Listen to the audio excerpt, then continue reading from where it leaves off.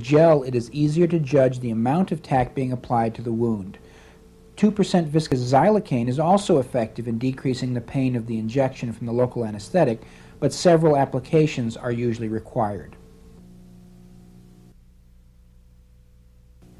Absorbable sutures are made up of polyglycolic acid, Vicryl or Dexon, or of catgut, chromic or plain. The Vicryl and Dexon are multifilament and the gut are monofilament. I happen to be very comfortable using Vicryl and find it user-friendly. It takes several weeks for an absorbable suture to be broken down and absorbed, so if the suture is placed in an area where it might be bothersome, such as the inside of the mouth, then the patient should be warned that it is going to be there for some time. It can be removed just as any suture. Vicryl Rapide is a quickly absorbable suture. It's good for non-follow-up patients. It flakes off in 7 to 10 days. Monocryl is a synthetic absorbable monofilament suture. It's good replacement for gut. It's good for subcuticular and intracuticular suturing. Non-absorbable sutures exist in multifilament and monofilament types. In the primary care setting, multifilament non-absorbable sutures are not generally used. The monofilament non-absorbable sutures are the most commonly used. These are Prolene, Ethylon, Silk, Steel, and Nylon, along with some other less used types.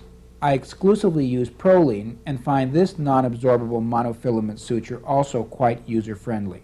Staples are limited to the scalp, trunk, or extremities where plastic surgical technique is not necessary.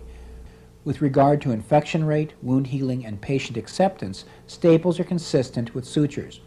The advantage of staples is speed. There is less closure time. It is important to leave the staples in a bit longer than you would sutures due to a potential for decreased wound tensile strength compared with non-absorbable sutures. Proxy strips or steri-strips are used for minor wounds when there is no gaping of the wound and good approximation is easily obtained with the proxy strips or the steri-strips. In general, the smallest size suture material available is used for plastic surgical type closure. For non-absorbable sutures for the face, number 6.0 is usually used. For the scalp, either 5.0 or 6.0. This doesn't mean that some physicians don't use 4.0. The reason I use mainly 6.0 Prolene is that a patient can eventually become bald, so I prefer to leave the patient with as fine a scar as possible. For extremities, use either 4.0 or 5.0. The 5.0 would be used in an area where there is little movement, if any. Over a joint, 4.0 results in a better, stronger suture. On the trunk, for the same reason, use either 4.0 or 5.0. On the breasts, usually 5.0 or 6.0. Absorbable sutures, usually 1 or 2 thicknesses larger than the non-absorbable sutures, are used. So if I use 6.0 Prolene for superficial closure, I would use 4.0 or 5.0 Vicryl for the subcutaneous suturing.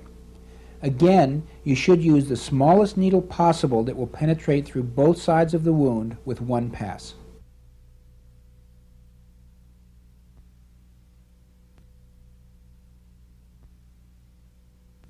I'm going to start the demonstrations of suturing with the simple interrupted suture.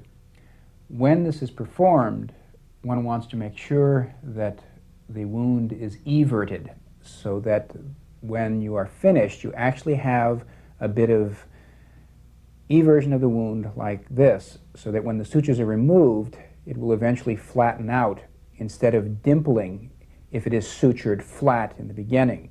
Dimpling results in a bad cosmetic result because of shadowing. To demonstrate these suture techniques, I'm going to use pigskin. It's excellent for practicing your suturing technique because it is very similar to human skin, both in appearance and in texture, and also the thickness. With an interrupted simple stitch, what you want to do is to put both ends of the needle down flat on the skin